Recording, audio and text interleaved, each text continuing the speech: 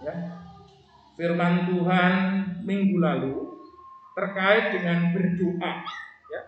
Karena waktu-waktu ini adalah waktu-waktu yang Tuhan suruhkan supaya saudara dan saya banyak berdoa, membangun mesbah doa di dalam keluarga kita, di dalam rumah tangga kita. Nah, kalau minggu yang lalu kita belajar tentang bagaimana kita memiliki doa yang berkualitas, ya. Saat ini ada faktor yang mempengaruhi doa berkualitas. Salah satunya adalah berdoa di dalam roh. Oleh karena itu saya rindu mengajak kita semua untuk belajar berdoa di dalam roh. Mari kita buka Alkitab kita dalam surat 1 Korintus. Surat 1 Korintus pasal 14. Surat 1 Korintus 14 ayat 14 sampai dengan yang ke-19. Jika Bapak Ibu Saudara sudah mendapatkannya, kita akan baca ayat ini bergantian. Saya membaca ayat yang ke-14, Bapak Ibu Saudara ayat yang ke-15, demikian seterusnya. 1 Korintus 14 ayat yang ke-14 sampai dengan 19. Firman Tuhan, sebab jika aku berdoa dengan bahasa roh, maka roh pula yang berdoa, tetapi akal budiku tidak turut berdoa. Jadi, apakah yang harus kubuat? Aku akan berdoa dengan rohku, tetapi aku akan berdoa juga dengan akal budiku. Aku akan menyanyi dan memuji dengan rohku, tetapi aku akan menyanyi dan memuji juga dengan akal budiku. Sebab jika engkau mengucap syukur dengan rohmu saja, bagaimanakah orang biasa yang hadir sebagai pendengar dapat mengatakan amin atas pengucapan syukurmu? Bukankah ia tidak tahu apa yang engkau katakan? Sebab sekalipun mengucapkan syukurmu itu sangat baik, tetapi orang lain tidak tahu bolehnya. Aku mengucap syukur kepada Allah bahwa aku berkata-kata dengan bahasa roh lebih daripada kamu semua. Tetapi dalam pertemuan jemaat, aku lebih suka mengucapkan 5 kata yang dapat dimengerti untuk mengajar orang lain juga, daripada beribu-ribu kata dengan bahasa roh. Amin, firman Tuhan. Bapak Ibu Saudaraku yang dikasihi Tuhan, penggalan ayat yang kita baca tadi itu berdiri dalam sebuah perikop yang cukup panjang, yaitu penjelasan Rasul Paulus tentang karunia Roh Kudus. Nah, Bapak Ibu Saudaraku, kadangkala berdoa di dalam roh oleh beberapa orang dikaitkan, bahkan dihubung-hubungkan dengan berdoa dengan bahasa roh. Sehingga beberapa gereja mengajarkan bahwa orang wajib berbahasa roh. Karena kenapa? Kalau dia tidak berbahasa roh, maka doanya tidak diterima oleh Tuhan. Hari ini saya mau mengajak kita semua untuk belajar dari firman Tuhan yang disampaikan waktu itu oleh Rasul Paulus kepada jemaat di Korintus tentang berdoa di dalam roh. Dan ternyata dari apa yang kita baca tadi, berdoa di dalam roh itu berbeda dengan berdoa dengan bahasa roh. Oleh karena itu hari ini kita akan belajar apakah sebenarnya doa di dalam roh itu dan seberapa pentingnya doa di dalam roh bagi hidup kita, bagi iman kita, bagi setiap doa-doa dan harapan-harapan kita. Selanjutnya kita juga akan belajar tentang bagaimana kita bisa berdoa di dalam roh. Ya, 3 pertanyaan ini akan menjadi sebuah pembahasan kita supaya kita semua memiliki pengetahuan yang benar tentang doa di dalam roh yang kemudian akan menuntun kita supaya kita kemudian tidak sembarangan dalam mengartikan berdoa di dalam roh dengan berdoa dengan berbahasa roh. Sehingga dari sini kita memiliki kualitas doa yang berkenan kepada Allah dan memberkati sesama. Karena dari ayat yang sudah kita baca tadi, Bapak Ibu Saudara, doa kita harus berkenan kepada Allah dan doa kita juga harus bisa didengarkan oleh sesama kita. Nah, kalau demikian, apa pentingnya kita berdoa di dalam roh? Bapak Ibu Saudaraku yang dikasihi Tuhan, saudara dan saya dituntut oleh Tuhan supaya berdoa di dalam roh. Sekalipun tidak harus berbahasa roh. Bagi yang memiliki karunia, silahkan. Bagi yang tidak usah minder. Tetapi yang penting saudara dan saya harus berdoa di dalam roh. Kenapa? Karena di dalam Yohanes pasal 4 ayat yang ke-24. Yohanes pasal 4 ayat yang ke-24 firman Tuhan katakan bahwa apa? Allah itu roh. Yohanes 4 ayat 24 mengatakan Allah itu roh. Dan barang siapa menyembah dia harus menyembahnya dalam roh dan kebenaran. Allah kita adalah roh. Ada ajaran lain dari agama lain yang mengajarkan bahwa Allah itu zat. Bukan, saudara. Kalau zat berarti itu benda. Kalau Allah itu zat berarti Allah itu benda. Sekali lagi, kalau Allah itu zat, Allah itu berarti benda. Karena kenapa? Zat itu ada zat padat, ada zat cair, maupun ada gas. Itu benda. Tapi Allah kita bukan benda yang mati. Allah kita bukan benda yang mati atau benda yang hidup. Bukan. Allah kita adalah roh. Dan roh itu hidup. Roh tidak terbatas ruang dan waktu. Sehingga ketika Tuhan menuntut saudara dan saya berdoa di dalam roh. Karena kenapa? Allah adalah roh. Sehingga kalau kita berdoa di dalam daging, maka doa kita tidak akan pernah sampai kepada Tuhan.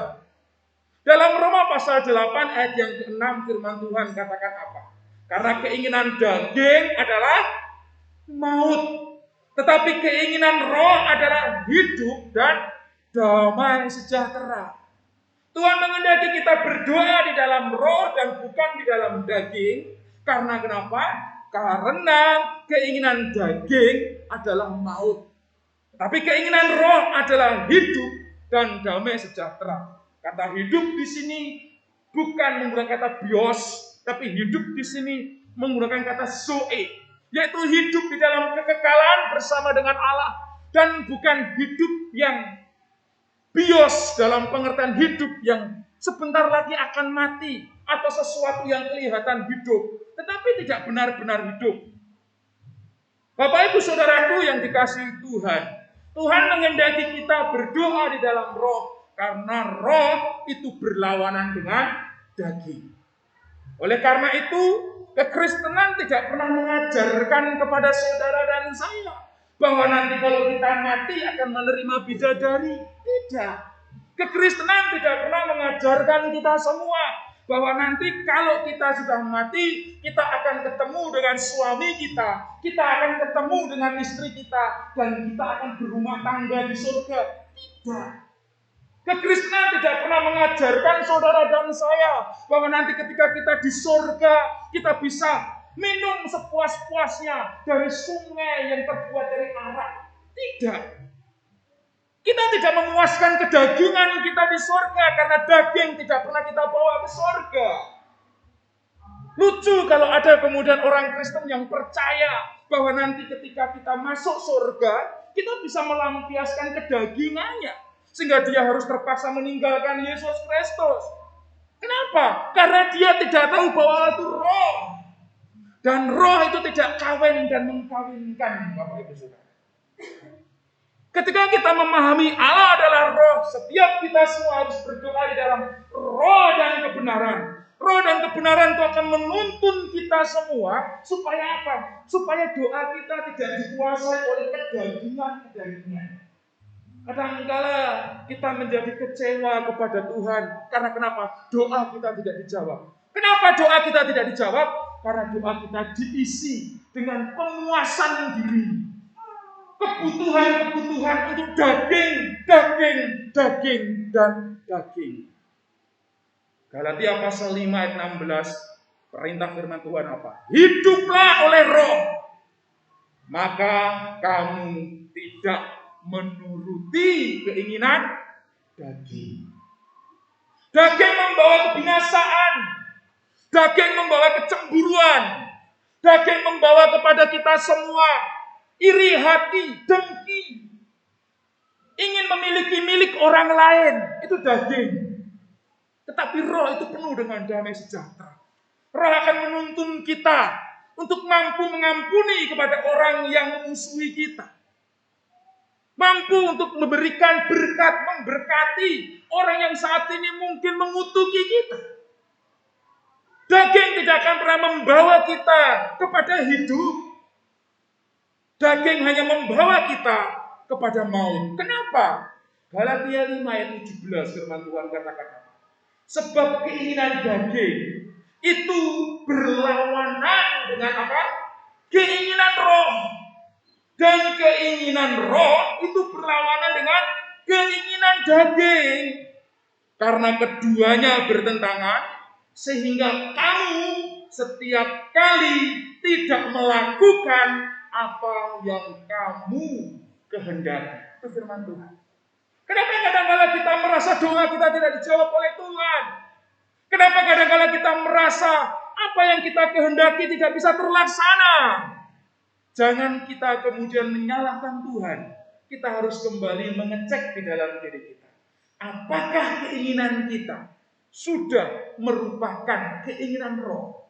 Jika masih menjadi keinginan daging kita, maka kita perlu untuk meninggalkan. Karena kenapa?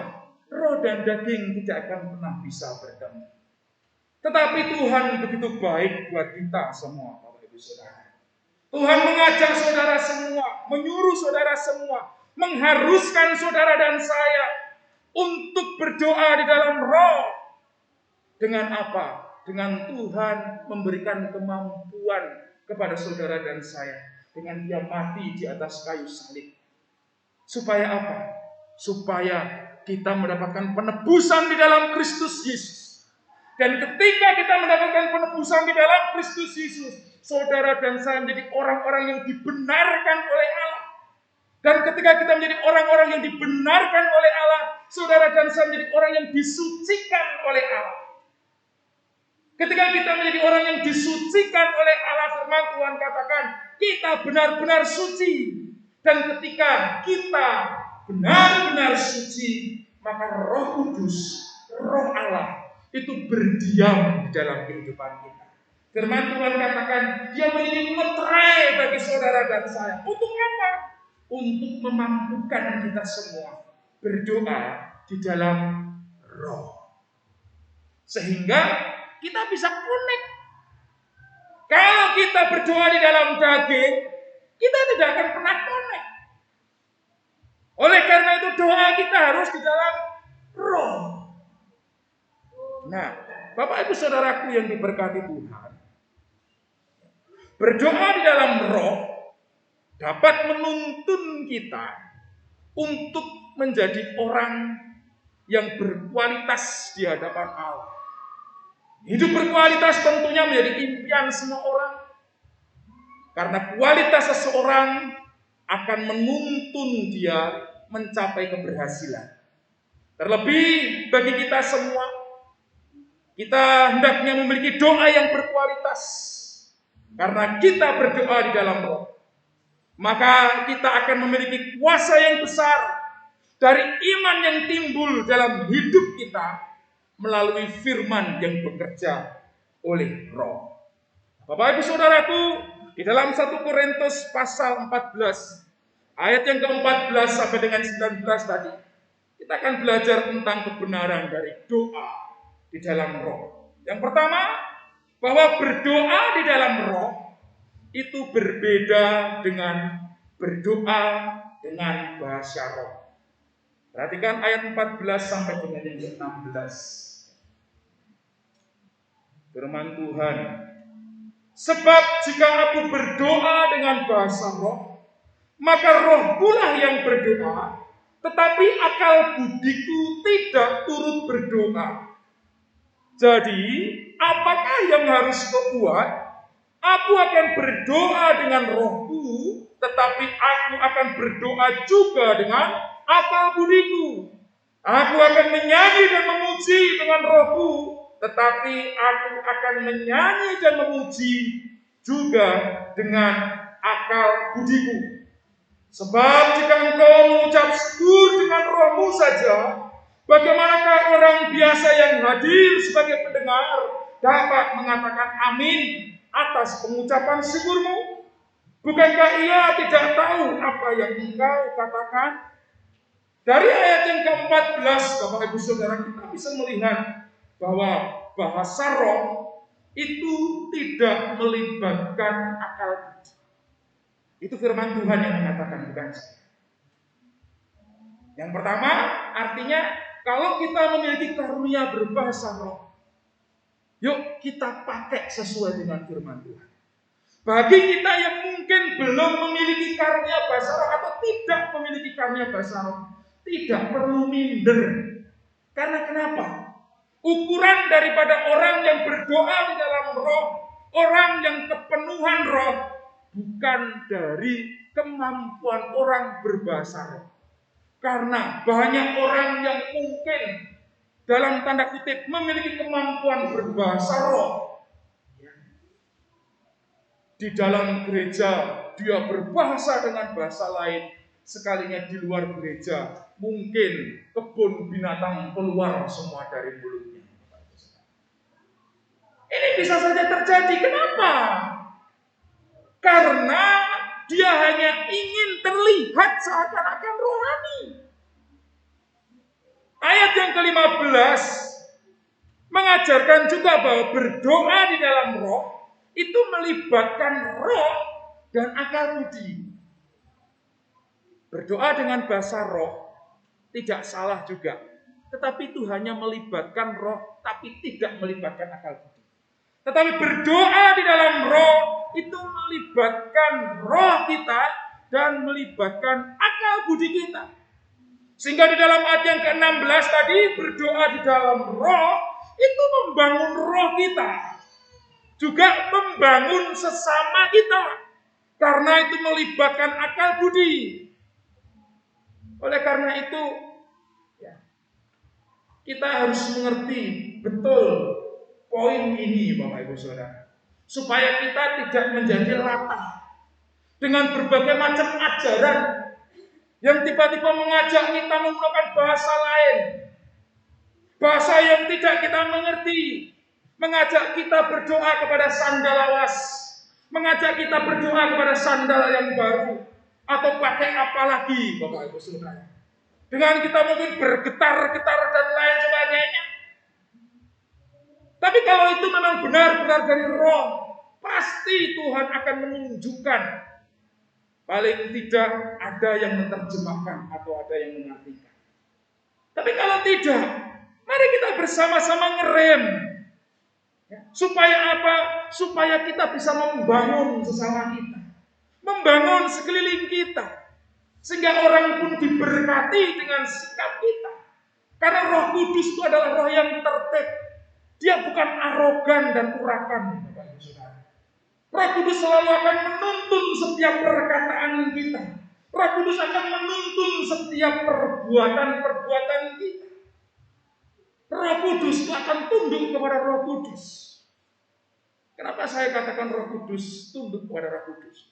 Roh Kudus itu berbicara tentang satu pribadi. Tetapi satu pribadi tadi bisa mendiami setiap hati kita semua. Artinya Roh Kudus itu satu. Tidak mungkin Roh Kudus kemudian terpecah-pecah. Roh Kudus memiliki perbedaan satu dengan yang lain. Tidak mungkin.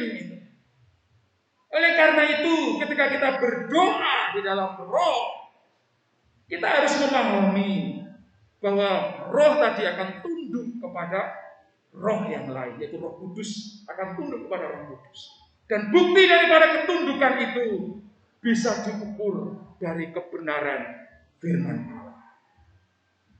Bapak Ibu Saudaraku yang dikasihi Tuhan, jika yang pertama tadi berdoa di dalam roh berbeda dengan berdoa dengan bahasa roh, yang kedua adalah berdoa di dalam roh itu berorientasi kepada pembangunan iman bersama. Orientasinya adalah untuk pembangunan iman kita bersama. Dalam ayat yang ke-17 sampai dengan yang ke-18 tadi, kita melihat bersama-sama. Sebab sekalipun pengucapan syukurmu itu baik, tetapi orang lain tidak dibangun oleh. Aku mengucap syukur kepada Allah bahwa aku berkata-kata dengan bahasa roh lebih daripada kami semua. Rasul Paulus di dalam hal ini menegaskan secara tidak langsung bahwa saudara dan saya jangan berpuas diri ketika kita bisa berbahasa roh dalam tanda kutip dengan baik. Ya. Jika kita kemudian tidak dapat membangun sesama kita, tentunya pernah kita jumpai, Bapak Ibu Saudara. Ya, saya pernah tinggal dalam sebuah lingkungan gereja yang kemudian ketika saya masuk, ini saya mahasiswa sekolah kitab, Bapak Ibu Saudara. Tiba-tiba orang berdoa dengan berteriak-teriak dengan bahasa yang saya bingung. Ya untung saya sudah paham kalau ada jenis-jenis yang seperti ini. Jadi saya berdiam, saya mencoba untuk mengerti.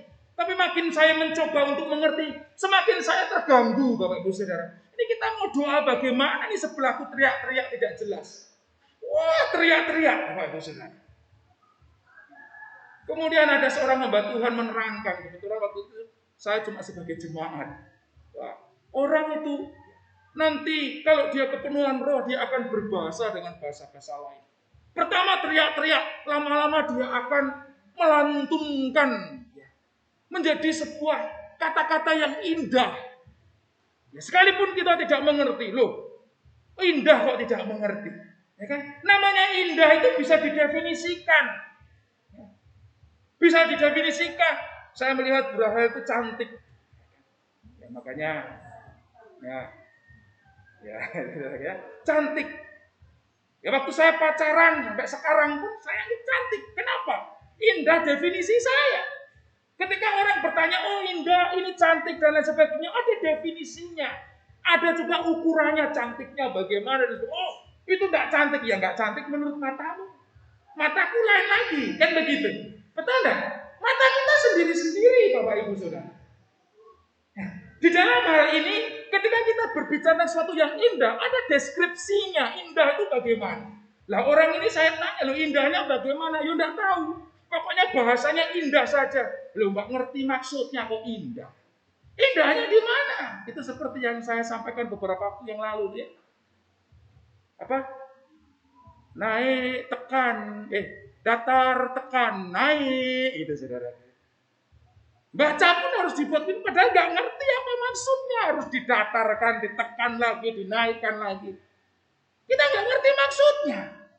Indah itu bisa dirasakan, indah itu bisa dinikmati.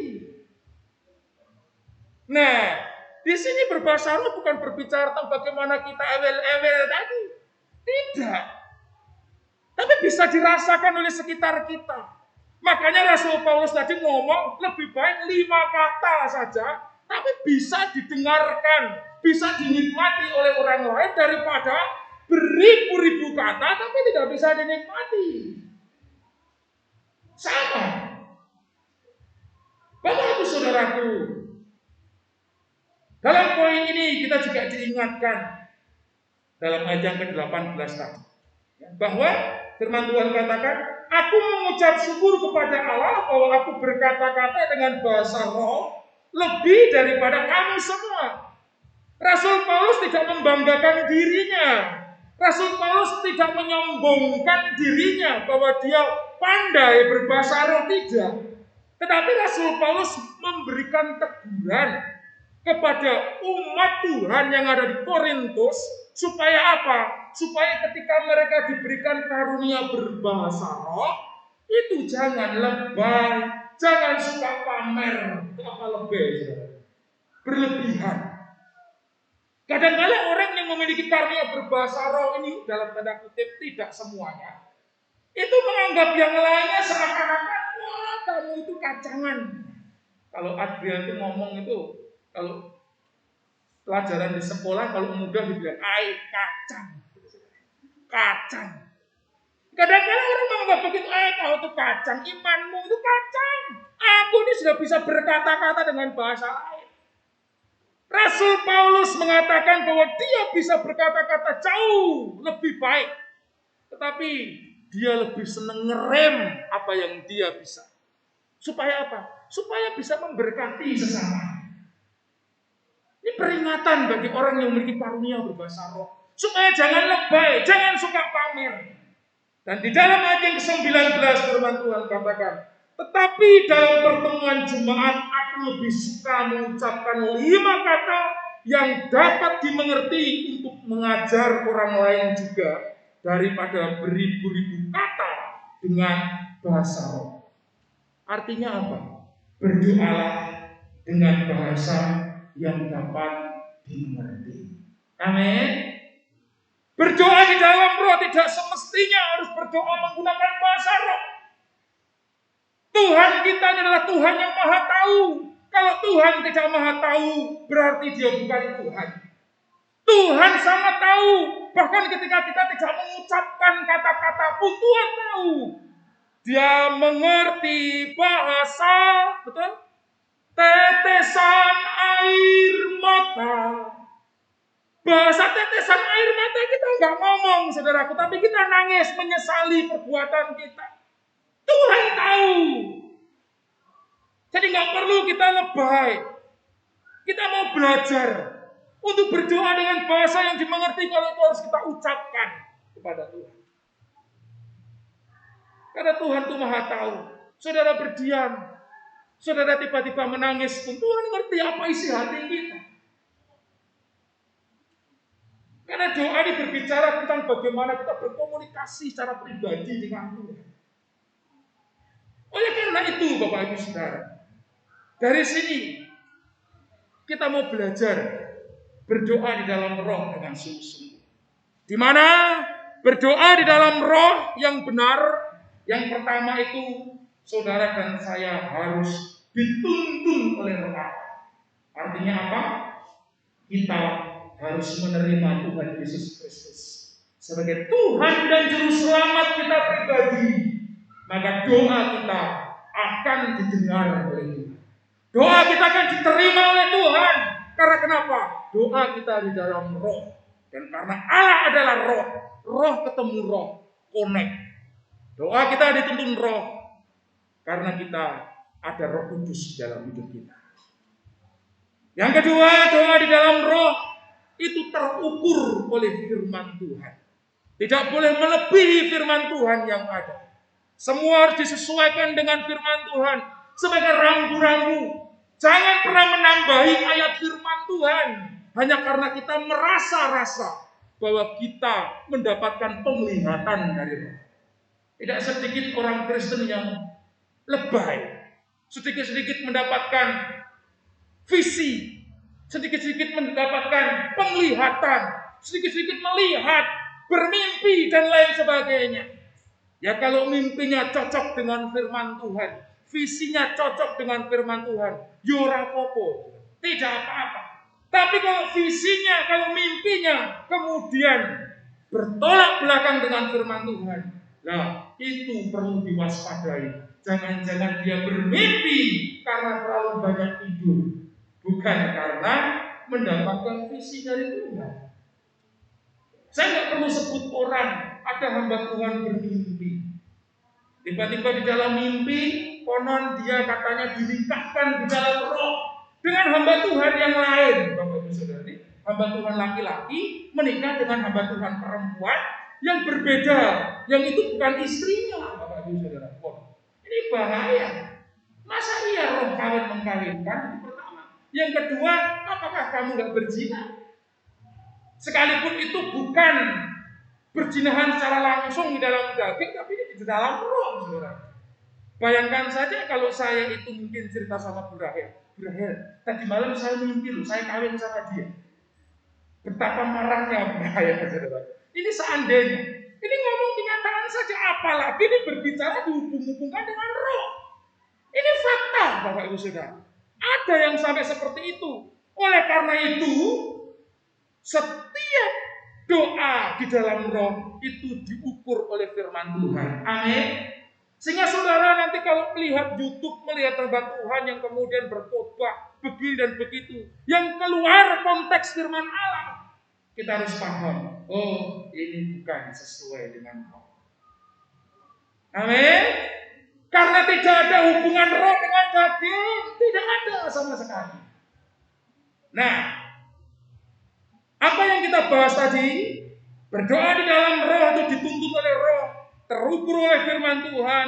Yang ketiga, tidak lebay, tidak berlebihan. Yang keempat, tidak mencari pujian bagi diri sendiri. Rasul Paulus tadi mengingatkan, sekalipun dia bisa berbahasa roh, lebih baik dia berkata 5 kata saja, nggak usah banyak-banyak, 5 kata saja. Pak Jokowi nggak mau 5, 3 saja, ya kan? 3 saja. Sebutkan nama-nama ikan, ya. Jadi kita 5 saja kata-kata yang bisa diterima oleh orang banyak, bisa didengarkan, bisa memberkati orang lain, daripada berkata-kata banyak tapi nggak dimengerti oleh orang lain.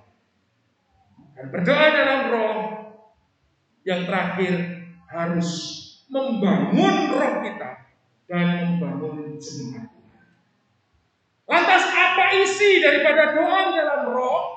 Bapak Ibu Saudaraku yang dikasihi Tuhan, dari ayat yang ke-15 kita bisa melihat isi daripada doa di dalam roh bukan keinginan-keinginan duniawi kita, tapi isi daripada doa di dalam roh. Ayat yang ke-15 firman Tuhan katakan apa? Ada nyanyian dan pujian. Oleh karena itu Tuhan berkata, ya, menyembah di dalam roh dan kebenaran. Karena Allah adalah roh, maka orang harus menyembah di dalam roh dan kebenaran. Menyembah, ada nyanyian, ada pujian di dalam penyembahan kita kepada Tuhan. Sehingga doa Bapa kami itu sebenarnya berisi pujian penyembahan kepada Allah. Sekalipun ada permohonannya, mengajarkan kepada kita, Bapa kami yang di surga, dikuduskanlah namamu, datanglah kerajaanmu, jadilah kehendakmu di bumi seperti di surga, bukan jadilah kehendakku, bukan. Ini penting bagi kita semua. Isi dari doa dalam roh itu yang pertama harus berisi pujian, nyanyian dan pujian, penyembahan kepada Allah. Isi yang kedua dari ayat yang ke-16 dan 17, isinya apa? Ucapan syukur. Ucapan syukur, terima kasih kepada Allah. Bukan ujuk-ujuk langsung minta. Kita saja kalau mau minta tolong sama saudara kita, minta tolong sama teman kita, ya ada intronya, betul? Hei, bagus loh inimu. Itu kemarin begini, begitu dan lain sebagainya. Setelah klop, hubungannya baik baru. Aku ini mau begini, betul nggak? Nah, kita tahu tekniknya, saudara. Mau minta tolong saja ada intronya, Kalau bahasanya kami orang Nunukan kemarin ada rollingnya, gitu. Ada rollingnya, rolling dulu muter, nanti baru ketemu intinya. Nah sama Tuhan pun senang dipuji, disembah. Tapi pujian penyembahannya bukan hanya ketika mau doa baru pujian penyembahan, oh Tuhan ini dan lain sebagainya, baru minta, enggak. Pujian sejati itu persembahan hidup kita. Dari setiap hidup kita sehari-hari, di dalam pekerjaan kita, dalam rumah tangga kita, dalam setiap pelayanan kita, kita harus benar-benar mengikuti apa yang menjadi kehendak Tuhan. Itu rollingnya, saudara. Sehingga ketika kita minta kepada Tuhan, sebelum kita minta Tuhan pun sudah tahu. Nah, sehingga isinya berdoa tidak lagi minta terus, tapi kita mengucap syukur. Terima kasih Tuhan. Terima kasih. Ya. Saat ini kita sedang kena corona. Terima kasih Tuhan. Terima kasih. Ya. Terima kasih. Bukan terima kasih karena dikirimi mie 2 kardus, saudaraku. Tidak, ya kan? Ya karena kami kemarin dikirimi mie 2 kardus. Saya takut anak-anak saya nanti setiap hari makan mie. Bagi saudaraku. Ya, kita bagi-bagi. Waduh, ini telur terus, nggak lama bisulan kita nanti gitu saudara. Bagi langsung saudaraku. Ya, ini sebentar lagi setiap saat, setiap waktu minum energen terus, saudara. Minum energen terus. Wah, lama-lama kita kena penyakit gula. Bagi lagi, saudara. Ya. Ada dibawakan sama simpenya anak-anak. Pak, aku bawakan simpe ya. Bawakan, saya bilang begitu, saudara. Kasihan dia, tidak ada istrinya, katanya begitu. Mengajar di situ, ya. Tidak ada yang masak, maksudnya. Jadi dia belajar begitu, dibawakan juga untuk simpenya. Ya. Dia bagi. Bukan karena tadi itu senang ya, karena liburnya panjang katanya Kakak Resti selama corona ya. Kita bersyukur kepada Allah bukan karena yang itu, bukan karena banyak berkatnya, bukan karena liburnya panjang. Kita bersyukur karena hidup kita telah ditebus oleh Tuhan. Amin. Jadi kalau hidup kita telah ditebus oleh Tuhan, percayalah bahwa Tuhan akan mengerjakan yang terbaik kepada kita semua. Suka-suka Tuhan. Ada lagu dangdutnya kan itu kan? Sekarang hidupku telah ditebus oleh kuasa darah yang kudus. Sekarang hidupku bukan aku lagi. Yang kemudian refnya itu suka-sukamu Tuhan, suka-sukamu Tuhan. Ini bukan kalimat yang menyerah, terserah Tuhan. Tidak. Tapi karena kita sudah percaya yang terbaik sudah Tuhan berikan bagi kita. Apa itu? Penebusan di dalam Tuhan Yesus. Sehingga kita bisa mengucap syukur. Amin. Mengucap syukur dalam segala hal. Biar kita sakit, mengucap syukur. Biar kita sakit, mengucap syukur. Jangan nanti sampai kita sakit, ya waktu sehat mengucap syukur. Ya kan? Sampai sakit kita mengucap,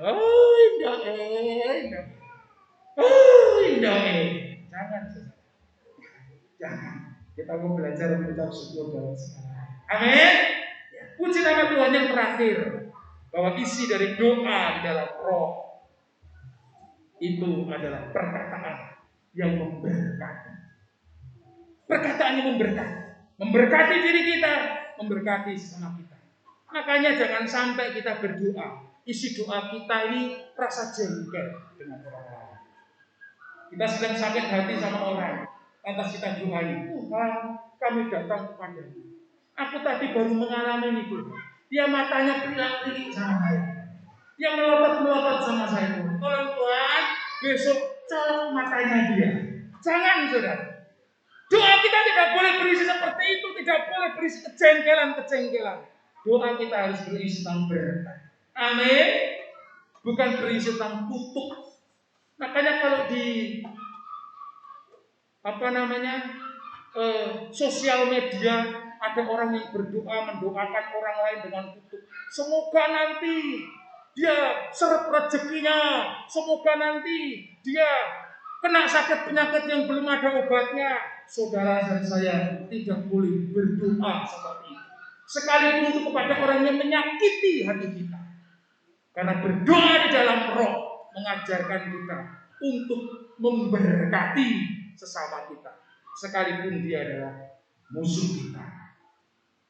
Kiranya renungan hari ini memberkati kita semua. Untuk kita boleh bersama-sama berdoa di dalam roh. Amin. Karena Allah kita adalah roh. Maka saudara dan saya harus berdoa di dalam roh dan kebenaran. Tuhan Yesus memberkati kita sekalian. Saya minta Bu Rahel berdoa syafaat. Puji nama Tuhan. Terima kasih Tuhan Yesus. Mari kita berdoa.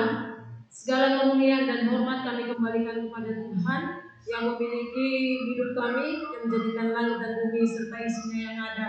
Kami bersyukur pada saat pagi hari ini kami kembali diingatkan oleh firman Tuhan, supaya kami dapat berdoa dengan benar, memohon kepada Tuhan dengan benar, melalui puji-pujian penyembahan kami. Bahkan setiap apa yang kami lakukan itu dapat menjadi berkat dan kami dapat mengucap syukur dalam segala sesuatu yang Tuhan sudah nyatakan dan kerjakan dalam kehidupan kami.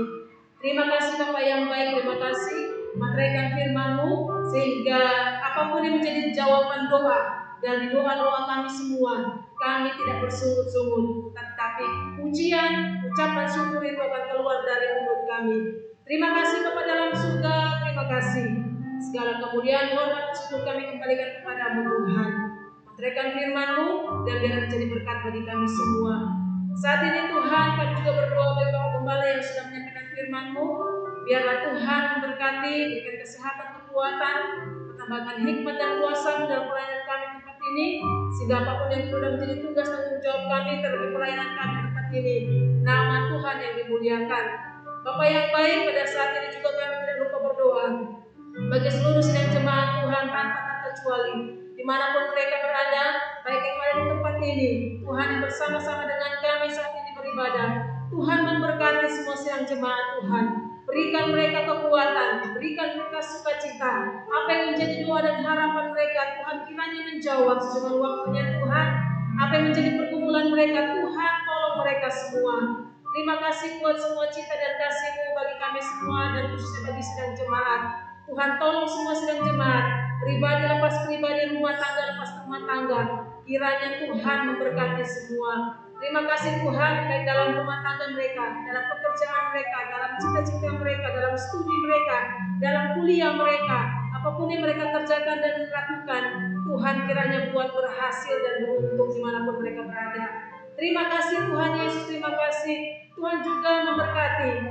Kami tidak lupa berdoa bagi seluruh jemaat Tuhan yang saat ini masih sakit Tuhan. Ke dalam tangan Tuhan kami serahkan mereka semua. Tuhan memulihkan, Tuhan kami berkuasa. Ketika kami meminta kepada Tuhan, kami percaya Tuhan akan menjawab doa kami. Tuhan pulihkan semua sidang jemaat Tuhan yang sakit di dalam nama Tuhan Yesus. Kesembuhan menjadi milik mereka. Tidak ada yang mustahil bagi mereka. Yang saat ini terbaring lemah di dalam nama Tuhan Yesus, berikan kekuatan. Yang saat ini dalam masa perawatan, Tuhan berikan kesembuhan. Dan semua yang merawat yang mengambil bagian, biarlah akhirnya Tuhan memberkati dan menjadi jalan kesembuhan bagi sedang jemaat Tuhan. Kami percaya Tuhan, Tuhan jamah saat ini mereka semua, baik yang ada di tempat ini, yang masih ada di dudukan, Tuhan tolong mereka semua dengan tangan dan kuasa-Mu. Terima kasih Tuhan Yesus, terima kasih. Kami juga tidak lupa berdoa Tuhan bagi bangsa negara kami Indonesia, tempat kami tinggal. Bahkan besok Tuhan kami akan memilih desa di tempat kami tinggal. Ke dalam tangan Tuhan kami serahkan. Biarlah Tuhan keamanan, damai, dan siapapun yang terpilih nanti, kiranya Tuhan menyertai dan membuat berhasil bagi memimpin desa kami tercinta ini. Terima kasih Tuhan Yesus, terima kasih. Ke dalam tangan Tuhan kami serahkan setiap apapun yang kami gumuli saat ini Tuhan.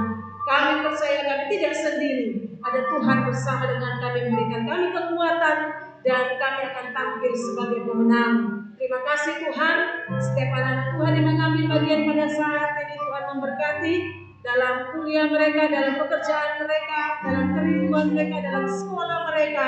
Tuhan memberkati semua. Dan terlebih dalam pelayanan mereka semakin mencintai dan mengasihi Tuhan. Jemaat Tuhan yang berulang tahun pada saat ini, Ibu Adolfina, Tuhan dan kami dalam tangan Tuhan kami serahkan. Anak kami Milda juga Tuhan memberkati. Berikan mereka kesehatan, kekuatan, terlebih semakin mencintai Tuhan. Jemaat Tuhan yang lain pada bulan ini yang berulang tahun juga Tuhan memberkati dengan kesehatan, kekuatan, hikmat daripada Tuhan dan semakin cinta Tuhan. Ke dalam tangan Tuhan kami serahkan ibadah kelanjutan ibadah kami pada saat ini. Kiranya Tuhan terus beracara dan Tuhan terus berkarya dalam kehidupan kami. Ini doa dan ucapan syukur kami Tuhan. Terimalah di dalam nama Tuhan Yesus. Kita semua yang percaya bersama-sama katakan